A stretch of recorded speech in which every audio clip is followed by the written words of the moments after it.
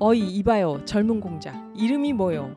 니콜라이 안드레이비치 공작이 아나토를 돌아보며 말했다. 이리로 오시오. 함께 이야기 나누면서 서로 알아가도록 합시다. 이제 재밌는 일이 시작되겠군. 아나톨은 이렇게 생각하며 웃음 띤 얼굴로 노공장 옆에 다가앉았다. 잘 보여야 되죠. 근데 여기서 안드레이 아버지가 질문을 합니다.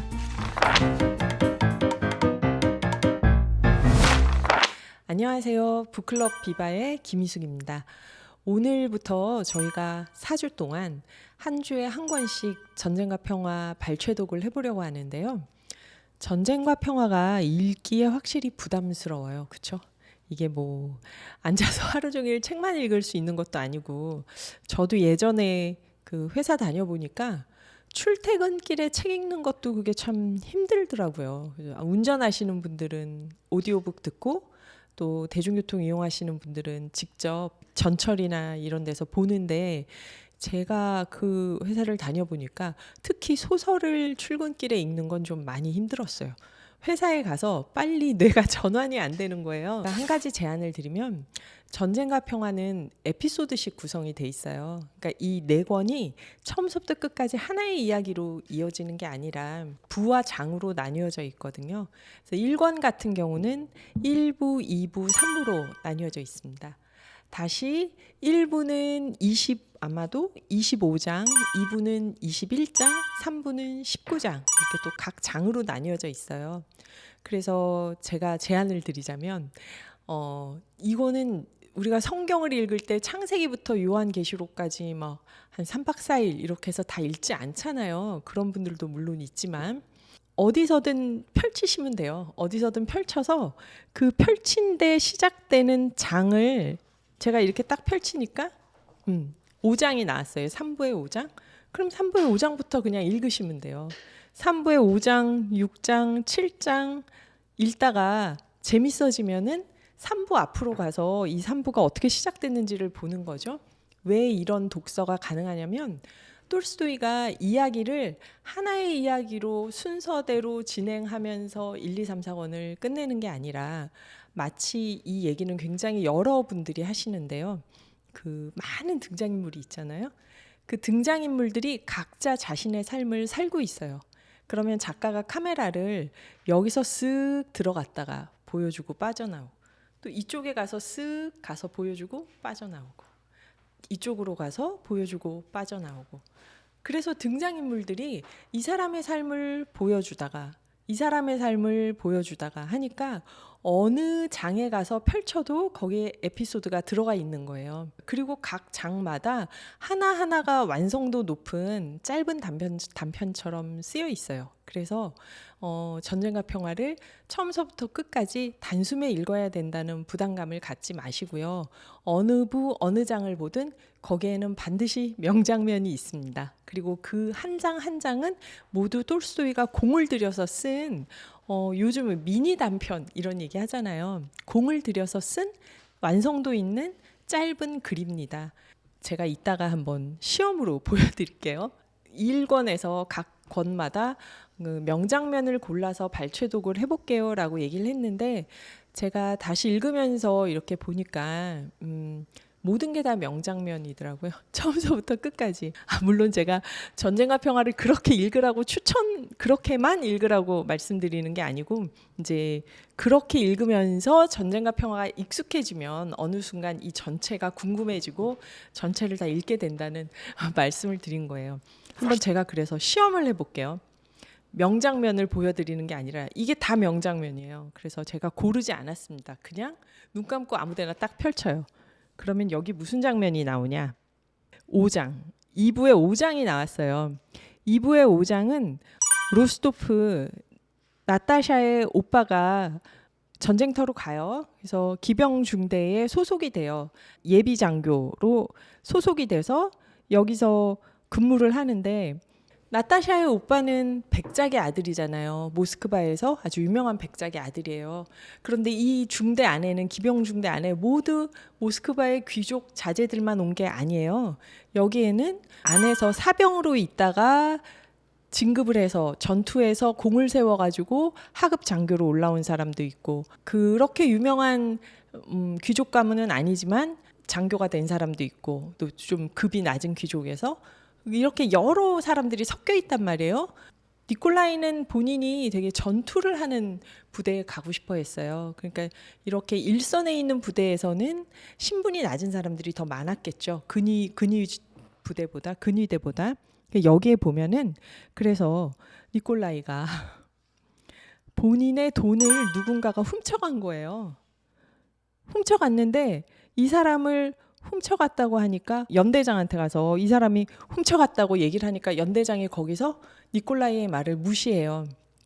니콜라이의 말을 무시하고 오히려 이 사람에게 사과를 하라고 하니까 니콜라이가 너무 억울하고 화가 나는 거예요. 그 대목을 한번 읽어보겠습니다. 2부에 지금 제가 5장을 읽고 있어요. 누구든 날 거짓말쟁이라고 말하게 내버려두지 않겠습니다. 로스토프가 큰 소리로 부르짖었다. 연대장은 내가 거짓말을 한다고 하더군요. 나도 연대장에게 말했습니다. 거짓말을 하는 건 당신이라고. 앞으로도 그냥 이런 상태로 남겠죠? 연대장은 날마다 나에게 당직 근무를 시킬 수도 있고 날 영창에 집어넣을 수도 있습니다. 하지만 아무도 나로 하여금 사과하게 만들 수는 없습니다. 왜냐하면 그분이 나와의 결투에 응하는 것을 연대장인 자신에게 걸맞은 행동이 아니라고 생각한다면 그럼 그러니까 모욕당했으니까 귀족답게 난 결투하겠다 이런 마음도 갖고 있는 거죠. 그때 이 나이든 이등대위가 그러니까 귀족 출신이 아닌 거죠. 이분은 이보시오. 잠깐 내 말 좀 들어요. 이등대위는 침착하게 긴 콧수염을 매만지며 특유의 굵은 저음으로 로스토프의 말을 가로막았다. 당신은 다른 장교들이 있는 자리에서 연대장에게 말했습니다. 한 장교가 도둑질을 했다고 말이죠. 그러니까 로스토프가 얘기하는 거예요. 다른 장교들 앞에서 대화가 시작된 건 내 잘못이 아니에요. 그 사람들 앞에서 이야기하지 말았어야 했는지도 모르죠. 하지만 난 외교관이 아닙니다. 내가 경기병이 된 것도 이곳에선 세세한 일에 신경 쓸 필요가 없다고 생각했기 때문이에요. 그런데 연대장이 나더러 거짓말을 한다고 말합니다. 그러니 그분에게 결투 신청을 받아도 괜찮습니다. 나 결투 신청이 오면 내 결투하겠다 막 이러고 있는 거죠. 그러니까 그때 이 이등대위가 얘기를 해요. 다 좋아요. 아무도 당신을 겁쟁이라고 생각하지 않습니다. 그런데 문제는 그게 아니에요. 제니소프에게 물어보시죠. 사관 후보생이 연대장에게 결투를 신청한다는 게 어떤 건지 말입니다.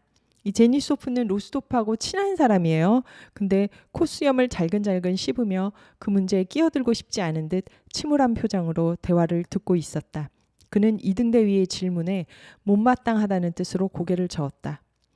이등대위가 뭐라고 하냐면요. 당신이 장교들 앞에서 연대장에게 그런 무례한 말을 하니까 보그다니치가 당신의 콧대를 꺾은 겁니다. 그러니까 로스토프는 콧대를 꺾은 게 아니에요. 연대장은 내가 거짓말을 한다고 말했어요. 자, 그러니까 당신도 연대장에게 어리석은 말을 했으니 용서를 구해야 합니다. 뭐 때문에요? 로스토프가 소리쳤다. 이게 뭐냐면요. 로스토프는 옳은 게 옳은 거죠. 거짓말은 거짓말이고 훔쳐간 사람은 도둑놈이에요. 근데 이 연대 안에서는 연대의 명예가 있는 거예요. 그래서 이 뒷부분에 이등대위가 뭐라고 얘기하냐면 이등대위가 하는 말이 이봐요. 당신은 바로 얼마 전에 연대로 왔습니다. 지금은 이곳에 있지만 내일이면 부관이 되어 어딘가로 옮겨갈지도 모르죠. 사람들이 파블로그라드 연대의 장교들 가운데 도둑이 있다고 말해도 당신은 상관하지 않겠죠. 우리는 그 문제에 무심할 수 없습니다. 그렇지 않은가요, 제니소프? 어찌되든 상관없다고 할 수는 없지 않습니까? 그러면서 뭐라고 하냐면 당신은 자존심이 소중해서 사죄도 하고 싶지 않겠죠. 하지만 연대 안에서 성장했고 또 하나님이 허락하시면 이곳에서 죽음을 맞이할 우리 노인네들에게는 연대의 명예가 너무나 소중하단 말입니다. 보그다니치 연대장이요. 보그다니치도 그 점을 알아요. 오, 얼마나 소중한지. 그러니 이렇게 하는 건 좋지 않아요. 좋지 않다고요. 당신이 모욕을 느끼든 말든 난 언제든 숨김없이 말하겠습니다. 좋지 않아요. 무슨 말이냐면 니콜라이에게 이제 그 도둑을 밝히는 게 연대 전체의 명예를 실추시키는 거다. 그러니까 많은 장교가 있는 데서 그렇게 얘기하니까 연대장은 니콜라이의 말이 거짓말이라고 덮어버리는 거예요. 그래서 니콜라이는 계속 흥분하지만 여기서 나이든 이등대위가 당신은 백작 아들이잖아.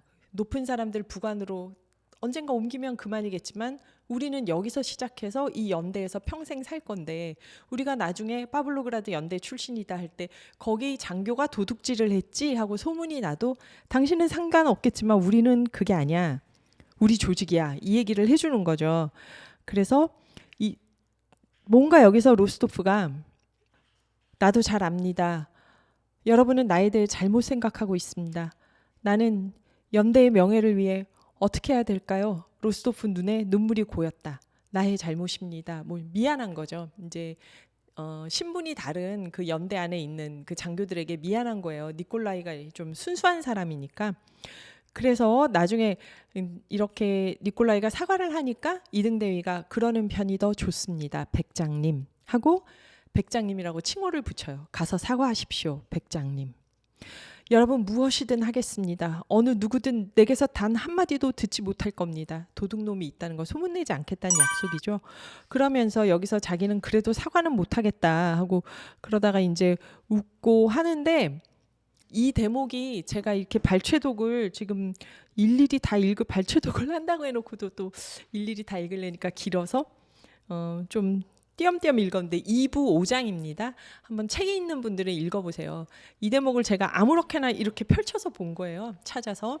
근데 이게 왜 저는 명장면이라고 생각하냐면 모든 장면이 명장면이라는 얘기를 말씀드리려고요. 이게 조직 안에서 젊은 사람들이 누구나 겪는 일이죠. 옳은 건 옳은 거고 틀린 건 틀린 거고 거짓말은 거짓말이고 이거 제대로 밝혀야 되는데 거기서 상급자들은 항상 조직의 명예나 네가 비난하는 그 사람의 명예나 이런 게 복합적으로 중요하잖아요. 그러니까 총체적으로 통합적으로 보면서 오래된 사람들에게는 그 조직의 우선순위가 이 신참하고는 다른 거죠. 여기에서 또 한 번 신참은 아주 지위가 높은 백작 가문 사람이고 여기서 오래된 고참 장교들은 그 부대 안에서 전투로 공을 세워서 올라왔던 사람들이에요. 그러니까 바로 장교가 됐던 사람들이 아니고 뭐 이런 분들도 있고 하니까 이 안에서 로스토프, 니콜라이가 인생을 배우는 거죠. 늘 모스크바 자기 집에서 귀족들하고만 어울리고 그 아래에 있는 하인들하고 보다가 영지에 있는 사람들도 다 백장님 하니까 군대에 가서 비로소 이 복잡한 인간관계와 신분에 따른 입장의 차이와 또 이 연대라는 명예와 이런 걸 전체적으로 배우게 되는 거예요. 그래서 이 대목을 저는 예전에 막 사회생활을 막 시작할 때 읽으면서 이 대목이 굉장히 인상 깊었던 기억이 나요. 아무데나 펼쳐서 이런 게 나왔습니다. 또 한번 아무데나 펼쳐볼게요. 아무데나. 네. 이번에는 뭐가 나왔냐면 안드레이의 여동생이 별로 안 이쁘다고 했죠. 전쟁과 평화에 나오는 여자들 중에서 제일 안 이쁠 거예요. 그 안드레이의 여동생이 이쁘지는 않지만 안드레이 아버님이 워낙 부자니까 영지도 되게 경영을 잘했고 해서 워낙 부자니까 페테르부르크에서 바람둥이로 소문난 아들을 둔 꾸라긴 공작이 직접 아들을 데리고 아나토를 데리고 이제 그 안드레이 집으로 가요. 근데 안드레이 집에는 그때 안드레이는 전투에 가고 없고 여동생하고 아버지만 있죠.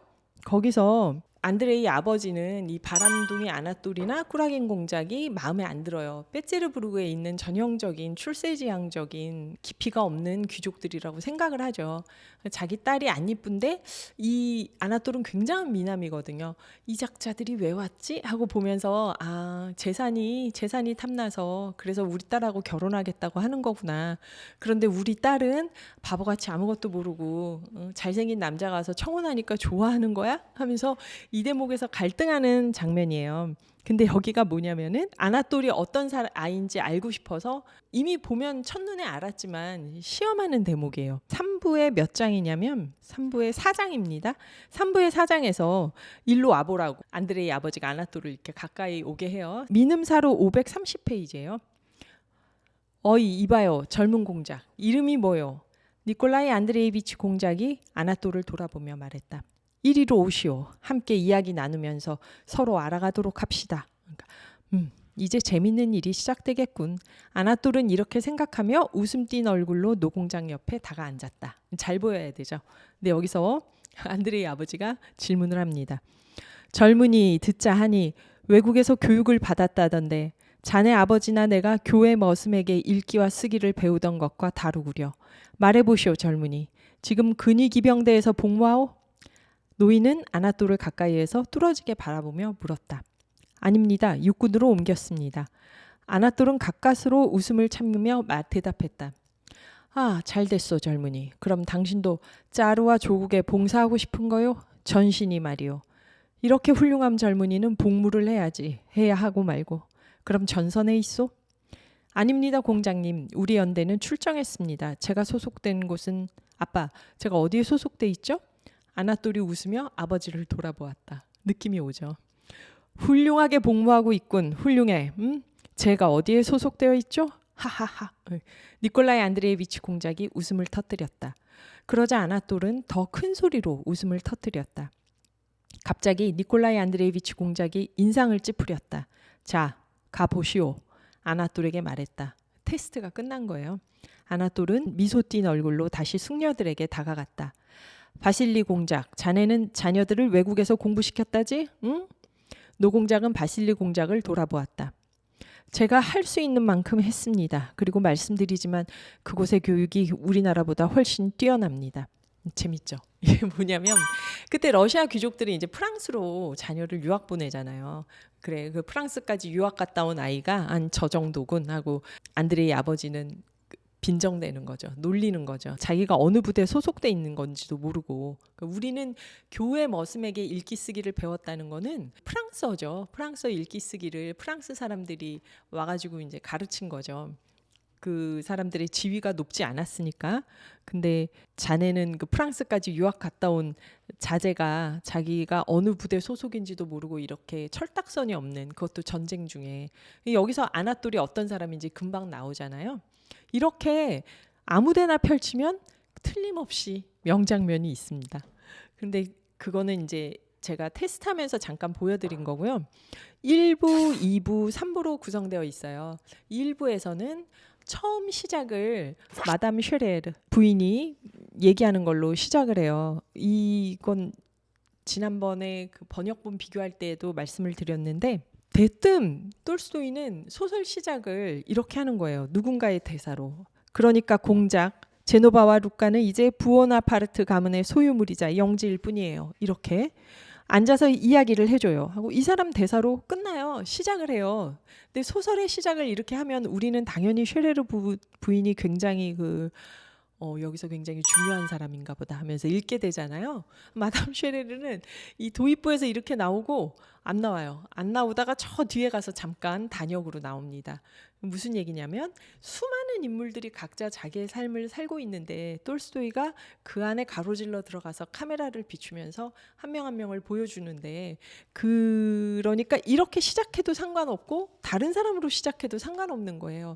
이렇게 해석하는 분들도 있고, 그렇지만 이건 굉장히 중요한 분위기를 보여주는 게 또 페테르부르크 사교계에서 그때 전쟁의 기운, 또 전황, 러시아 사람 귀족들의 그 마음 상태, 전쟁을 앞두고 또 나폴레옹에 대해서 어떻게 생각하고 있는지 이런 걸 분위기로 쫙 알 수 있게 사교계 무도회 장면, 사교계의 그 모임 장면을 한번 보여주면서 작품을 시작하는 거예요. 1부는 그렇게 해서 페테르부르크, 모스크바, 리시의 고리, 민둥산이라고 해야 될까요? 그러니까 머리가 벗겨진 산 이런 뜻이에요. 민둥산이라는 이름이 붙은 리시의 고리는 안드레인의 영지입니다. 이 세 개의 장소에서 이야기가 진행이 돼요. 페테르부르크에서는 그렇게 해서 처음 러시아 사교계를 보여주면서 귀족들이 나폴레옹이나 전쟁에 대해서 어떻게 생각하는지 보여주고, 그래서 우리 러시아 알렉산드로 황제를 중심으로 뭉쳐야지 막 하는 그런 애국심이 고조되는 분위기와 동시에 지극히 평범하고 또 이렇게 고상하다고 할 수 없는 그 사교계의 모습들, 이런 것 약간의 조롱을 담아서 이제 보여줍니다. 여기 이제 피에로와 안드레이 부인 등이 등장해요. 페테르부르크 사교계.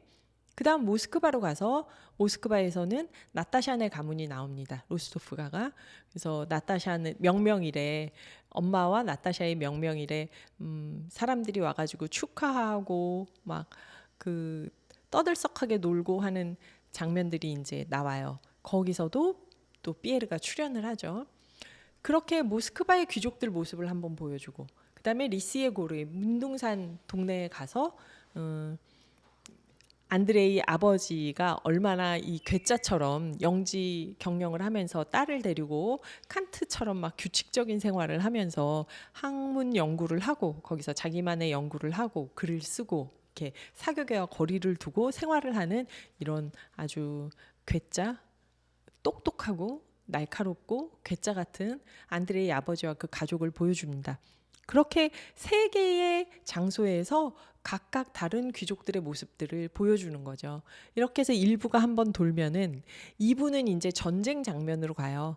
전쟁 장면으로 가서 오스트리아하고 러시아가 손을 잡고 나폴레옹에 대항을 하면서 작은 전투에서 이겼는데 러시아가 이겼는데 그거를 안드레이가 오스트리아 황제에게 합스부르크 제국의 황제에게 보고를 하려고 가는데 오스트리아 황제나 오스트리아의 그 궁정 안에서는 러시아의 승리를 대단치 않게 여기고, 왜냐하면 오스트리아 군대가 전멸했기 때문에 대단치 않게 여기고, 거기서 안드레이가 느끼는 어떤 그 안드레이 시선에서 보는 황제와 오스트리아 정가를 이렇게 보여줘요. 그러면서 처음에는 다리를 놓고 그 프랑스와 대결하면서 한번 밀려나고, 또 작은 전투에선 이기고 이렇게 퇴각하면서 그 러시아에서 오는 원정군하고 합쳐져 가지고 싸우려고 퇴각하면서 또 한 번 전쟁을 하고 러시아에서 온 원정 부대하고 합쳐지고 하는 이런 과정들이 2부에서 나와요.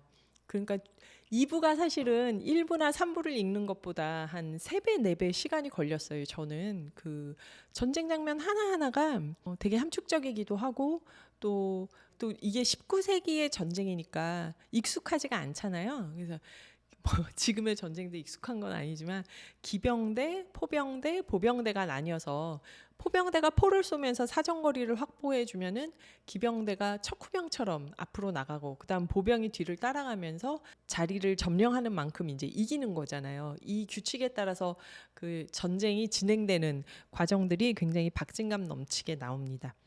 그리고 3부로 가면은 이번에는 다시 그 리시에 고르로 와요. 2부는 온통 전쟁 얘기만 있고, 이제 3부에 가면은 니콜라이가 공을 세워서 편지를 보낸 것으로 모스크바 로스토프 가문을 한번 보여주고, 그 다음에 페테르부르크에서 부잣집 딸을 자기들의 가문으로 데리고 오려고 하는 그 꾸라긴 공작 부자가 안드레인의 집을 찾아가는 걸로 또 한 장면이 나오고, 그리고 나서 그 다음에 이제 그 유명한 아우스터리츠 전투 장면이 나옵니다.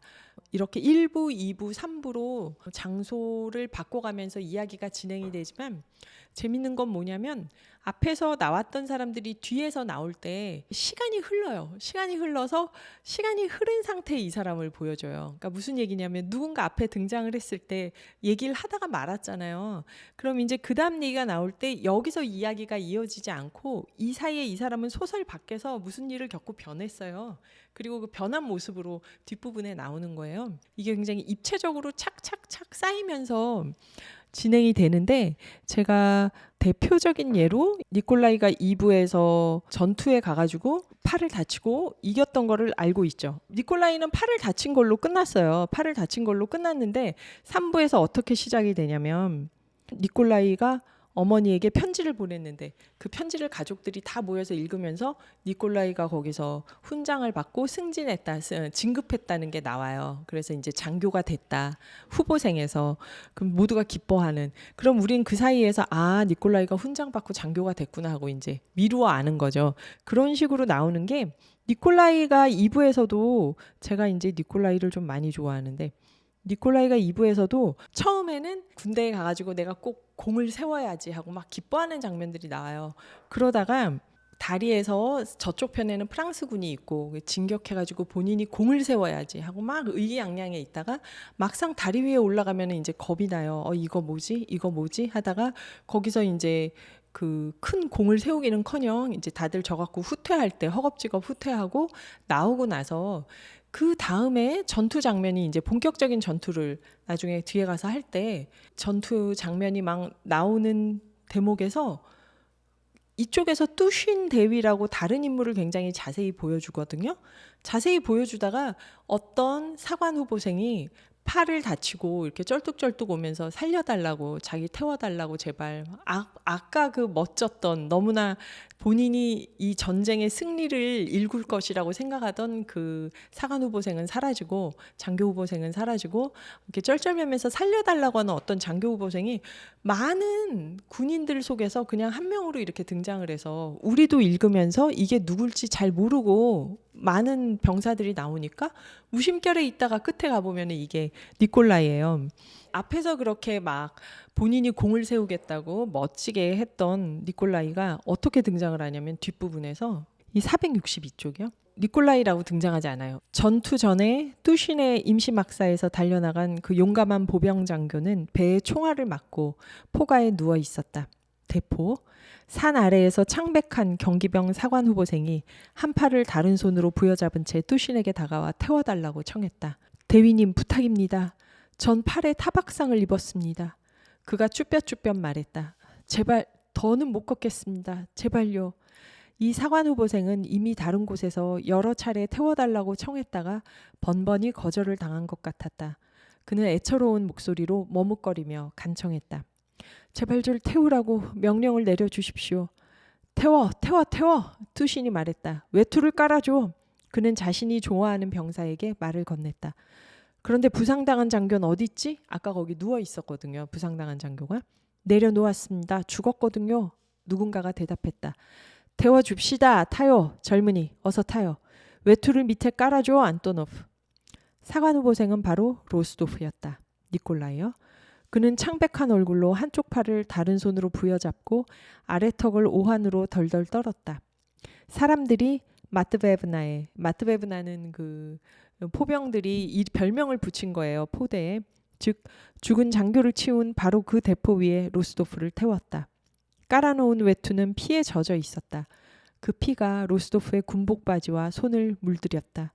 어라, 부상당한 거요, 젊은이? 뚜신이 로스도프가 앉은 대포로 다가가며 말했다. 아니요, 타박상을 입었습니다. 그럼 어째서 포가에 피가 묻었을까? 뚜신이 물었다. 대위님, 그 장교가 여기를 피범벅으로 만들어 놓았습니다. 포병대 병사가 외투 소매로 피를 닦으며 대답했다. 마치 대포가 더러워진 데 대해 용서를 비는 것 같았다.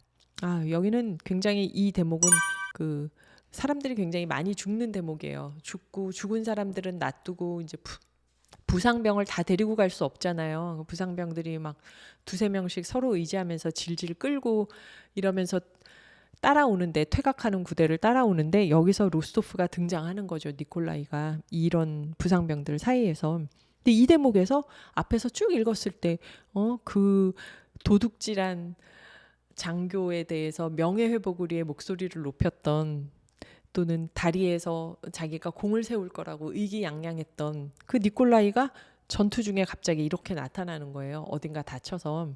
그러니까 이게 니콜라이만 이런 게 아니라 모든 인물들이 이렇게 이야기가 진행되는 바깥에서 자기만의 이야기를, 스토리를 겪다가, 사건을 겪다가 스토리 안으로 다시 들어오고, 이게 굉장히 전쟁과 평화의 매력입니다. 그래서 보통 작품을 얘기할 때 시줄과 날줄을 엮어서 작품을 만들었다. 시간, 공간 뭐 이렇게 얘기를 하는데, 전쟁과 평화는 시줄, 날줄 정도가 아니라 정말 6개, 8개, 10개의 줄이, 털실이 막 꼬여서 옷감을 만드는, 그러니까 가로 세로만이 아니라 그런 모든 등장인물들이 각자의 이야기를 가지고 각자 움직이고 있다가 이야기 속에 한 번씩 들어오는, 카메라를 비춰주면, 그리고 또 그거를 작가만, 그 예를 들어 니콜라이를 예를 들자면 작가만 니콜라이를 보는 게 아니라 니콜라이 동료가 보는 니콜라이, 니콜라이 상관이 보는 니콜라이, 가족이 보는 니콜라이, 니콜라이 본인이 생각하는 니콜라이, 그러면서 이거를 카메라를 돌려가면서 하나하나 보여주는 거예요. 그러니까 이건 정말 매력적인 방식인데, 톨스토이가 굉장히 소설에서 즐겨 사용하는 방법입니다. 그게 그때 이제 영상도 없고 그러던 시절에 이게 얼마나 재밌는 소설이었을까 상상을 하게 되는데요. 아까 제가 아무 대목이나 펼쳐서 읽으면 된다고 한 거를 미니 시리즈나 드라마를 생각하시면 될 거예요. 드라마 6회 본다고 1회에서 5회 안 본 게 방해가 돼서 6회를 못 보는 건 아니잖아요. 알면 더 좋지만 전쟁과 평화도 그런 구성이라고 생각을 하시면 될 것 같아요. 그래서 제가 오늘 전쟁과 평화 1권을 얘기하면서 얘기하고 싶은 얘기가 또 있는데요. 하나는 등장인물들이 이게 얼마 전에 매트릭스 영화를 봤는데 매트릭스 4 이게 굉장히 오래됐죠. 매트릭스 시리즈가. 거기서 그 세컨 찬스를 준다는 얘기가 나오잖아요. 그러니까 운명이냐 자유의지냐 이걸 물어보는데 톨스토이 전쟁과 평화 전체를 다 관통하는 것 중에 중요한 주제라고 생각해요. 이런 일들을 겪는 게 역사가 이렇게 되는 게 운명인가 아니면 각 인물들의 자유의지인가. 근데 여기서 운명 근데 종교가 있는 분들은 아시겠지만 어떤 종교도 자유의지가 없다고 말하는 종교는 없잖아요. 그러니까 운명도 자유의지가 포함된 운명인 거죠. 결국 자유의지가 만드는 자기 운명이고 그래서 이거는 뭐 예정론자들조차도 자유의지 얘기는 하니까 그래서 이게 톨스토이 전반에 걸쳐서 인물들이 운명이냐 자유의지냐에서 자유의지를 어떻게 사용하고 그래서 그 다음 얘기가 어떻게 펼쳐지는가 이거를 보여주는 게 중요한 하나의 주제라고 저는 느껴요. 세컨 찬스를 주는 거죠. 그리고 작가는 계속 그러면 이게 저는 톨스토이는 등장인물들한테 세컨 찬스를 주지만 두 번째 기회를 주지만 우리는 그러면 우리 삶에서 우리가 작가잖아요. 그러니까 3번, 4번, 5번 계속 기회를 줄 수 있는 거죠. 얼마 전에 제가 얘기했던 그 흑역사 얘기처럼 저는 우리 삶을 소설 작품이라고 생각을 한다면 3번째, 4번째, 5번째 기회를 우리가 작가인데 내가 등장인물이고 내 삶이 작품이라면 기회를 주지 못할 게 무엇이 있는가 하고 생각을 해요. 그래서 이 매트릭스에서 나왔던 운명이냐 자유의지냐 그리고 자유의지를 발휘하도록 환경을 조성하고 그리고 자유의지를 발휘했을 때 그 인물에게 계속해서 기회를 주는 것 이것이 톨스토이 소설가 톨스토이의 중요한 작법이라고 저는 생각을 합니다. 이제 그게 주는 감동이 저는 있었고요. 그래서 나도 내 삶에 세컨 찬스가 아니라 두 번째 기회가 아니라 3번, 4번, 5번 기회를 계속해서 내가 주면서 살아가야 되는 거죠.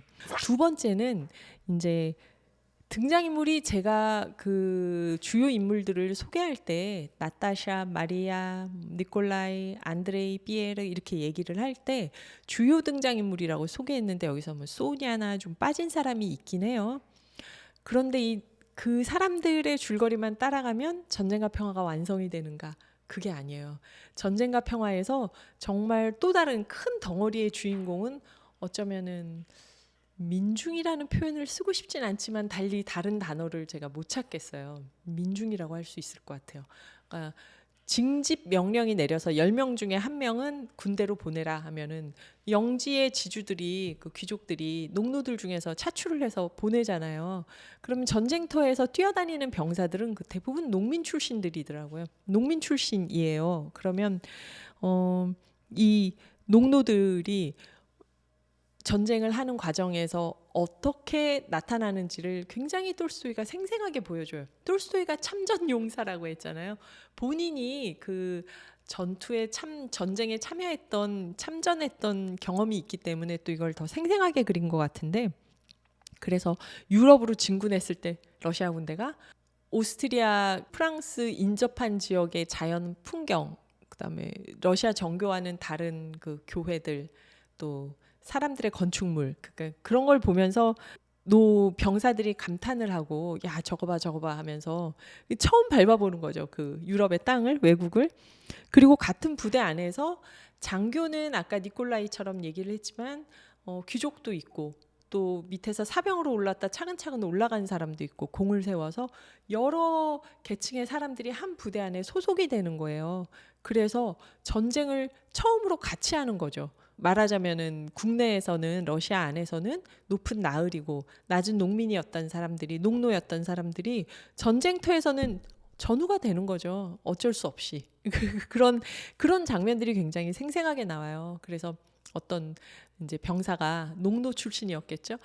나 이제 알렉산드로 황제 얼굴 내가 보면 딱 안다고 이제 막 이런 얘기를 해요. 그건 그렇게 가까이에서 알렉산드로 황제를 볼 기회가 없었잖아요. 농노들이 시골 농노들이 막 징집돼서 전투에 왔을 때 이런 과정에서 어떻게 보면 러시아란 무엇인가 러시아 사람으로서의 정체성을 톨스토이가 차근차근 보여주고 있다는 생각이 들었어요. 그러니까 우리가 뭐 민족주의 하면은 좀 한국과 일본, 한국과 중국, 그러니까 다른 나라에 대해서 한국과 러시아 이럴 때 민족주의 하면은 다른 민족하고 비교했을 때 우리 민족에 대한 특별한 애정, 책임감 이런 걸 민족주의로 보통 얘기를 많이 하는데, 민족주의의 또 다른 면은 한 민족 안에서 평등해지는 거잖아요. 같은 민족이니까. 그러니까 한 번도 프랑스어를 쓰는 러시아 귀족과 프랑스어를 전혀 모르는 러시아 농노가 동등한 민족이라는 생각을 많이 했을까요? 뭐 기독교 문화 때문에 같은 사람이라는 생각을 하는 선지자들이 있긴 했겠지만 러시아 사회에서 계급이 달라서 같은 시공간에서 동등한 존재로 있기 어려웠던 사람들이, 물론 전장에서 장교와 사병이 완전히 동등할 수는 없지만 죽고 죽이는, 그리고 힘을 합쳐서 이겨서 함께 살아나야 되는 이런 과정 속에서 계급이 허물어지면서 같은 전우애가 생기는 이런 과정들이 보여집니다. 이 전쟁과 평화에서 보면 물론 프랑스에 대한 러시아, 오스트리아에 대한 러시아, 프로이센에 대한 러시아, 러시아란 무엇인가가 물론 있지만 또 이 전쟁 장면에서 생생하게 보여지는 장면들이 병사들, 농노 출신의 병사들이 전투 과정을 거치면서 귀족 출신의 장교들과 어떻게 같은 과제를 수행하고 삶과 죽음의 고비고비들을 같이 넘기면서 어떻게 러시아라는 단일한 정체성을 서로 갖게 되는가 하는 것도 중요한 대목입니다. 그래서 저는 이 전쟁과 평화를 영화로 만드는, 특히 서구에서 영화로 만드는 드라마로 만든 작품들을 보다 보면 이 군중신이 많이 빠진다는 생각을 해요. 그러니까 전투 장면 할 때 대규모의 군중을 불러 모으는 그런 군중신은 있지만 그 세세한 장면에서 러시아 민중들의 세밀한 부분들을 포착한 그 톨스토이의 이야기들이 좀 많이 빠진다는 생각이 들거든요. 물론 그걸 다 넣어서 영상을 만들면 너무 길어지니까 우선적으로 드러내는 장면들이겠지만 전쟁과 평화는 사실 제가 말씀드린 주요 인물들이 아니라 단역으로 끊임없이 나오는 이 많은 농민들이 어떻게 묘사되는가에 초점을 두고 봐도 굉장히 흥미로워요. 그래서 한 가지 예를 들면 농민들이, 이건 이제 좀 유머러스한 대목들이 많이 나오거든요. 340쪽이요. 퇴각을 할 때 2부의 7장을 볼게요. 다리에서 프랑스군과 대치하고 싸우다가 러시아군 빨리 돌아와, 거기서 퇴각해 해서 퇴각하는 장면이에요. 근데 이런 퇴각 장면에서 저는 이 대목이 왜 재밌었냐면 우리나라에서도 군대 갔다 온 친구들 얘기 들어보면 이렇게 행군할 때 보병하고 포병하고 서로 달랐다는 얘기들을 많이 하잖아요. 옆에서는 뭐 장갑차 타고 지나가거나 이러는데 이제 걸어가면서 서로 행군하면서 서로 달랐던 이런 얘기들을 했는데, 이 시기는 19세기니까 장갑차나 탱크 대신에 말입니다, 말. 그래서 한번 볼게요. 행군을 저지당한 보병들은 사람들의 발에 짓밟힌 다리 옆 진흙탕에서 서로 밀치락달치락하며 다른 병과들이 서로 마주칠 때 을에 드러내는 소원함과 조소가 뒤섞인 특유의 악의를 품고서 그들 옆을 질서정연하게 지나가는 말쑥하고 세련된 경기병들을 바라보았다. 말 타고 지나가는 병과가 다른 사람, 병사들은 마주칠 때 이렇게 사이가 좋진 않나 보죠. 멋쟁이 녀석들이군. 뽀노빈스코에 나가면 딱 어울리겠어. 그 이제 축제 때 경주마들 달리는 그 얘기를 한 거예요. 저놈들은 아무짝에도 쓸모없어. 그저 전시용으로 끌려다닐 뿐이야. 다른 병사가 말했다. 보병들이 말 타고 지나가는 기병들을 이제 비아냥대는 거죠. 그러니까 경기병이, 보병들 먼지 날리지 마. 경기병 한 명이 농담을 던졌다. 그가 탄 말이 껑충거리다 한 보병에게 진흙을 튀겼다. 니놈의 등에 배낭을 지워서 행군을 2번만 시키면 그 장식근도 너덜너덜해질걸. 보병은 소매로 얼굴에 묻은 진흙을 닦아내며 말했다. 아니면 거기 앉아있는 게 사람이 아니라 새인지도 모르고. 그러니까 네가 얼마나 가벼우면은 그 말 위에 앉아서 말이 그렇게 뛰겠냐고 놀리는 거예요. 그 지킨, 참말이지. 자네가 말을 타면 능숙하게 잘 몰 텐데 말이야. 상병이 배낭의 무게로 등이 굽은 야위고 자그마한 병사를 향해 농을 짓거렸다. 두 다리 사이에 막대기나 끼워. 그게 네 놈을 위한 말이 될 거다. 경기병이 맞받아쳤다. 무슨 얘기인지 알겠죠? 이 목마 다리 끼우고 뛰는 거 있잖아요. 말도 없는 놈들이 이렇게 놀리는 거죠. 근데 이렇게 서로 농담을 짓거리면서 서로 욕할 때 맞은편에 프랑스 군들이 있었어요. 그 프랑스군이 있고 퇴각하는 와중에 같은 러시아군인데도 기병하고 보병이 부딪히니까 서로 이렇게 티격태격하는 거죠. 이런 장면들 또 병사들의 행진에 관한 대목들을 보시면은 재밌을 것 같아요. 병사들이 얼마나 활기차게 걸어가고 마을을 행군하고 서로 농담하고 짓거리고 어떤 야영을 하는데 좀 축제 같은 장면도 있고 승리했을 때 기뻐하고 패배해서 퇴각할 때의 장면. 민중도 또 다른 주인공이라는 거를 잊지 않은 거죠. 주요 등장인물과 상관없지만 이 전쟁과 평화를 굉장히 튼튼하게 메꿔주고 있는 수많은 단역들의 이 눈부신 장면들이 전쟁과 평화를 읽는 즐거움 중에 하나입니다.